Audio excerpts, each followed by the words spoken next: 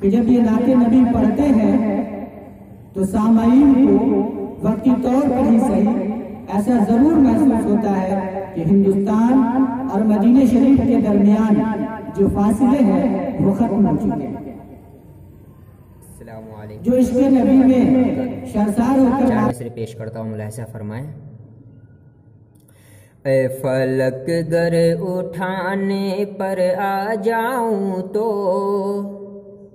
جان لو تم سے بہتر اٹھا لاؤں گا۔ اے فلک گر اٹھانے پر آ جاؤں تو جان لو تم سے بہتر اٹھا لاؤں گا۔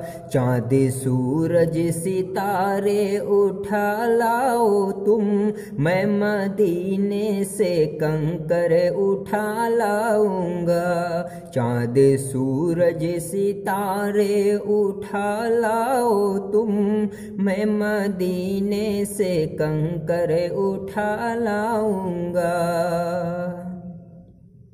غار کے شور میں جس نے انڈے دیے، ان کی نسلوں کا ہے آج تک سلسلہ۔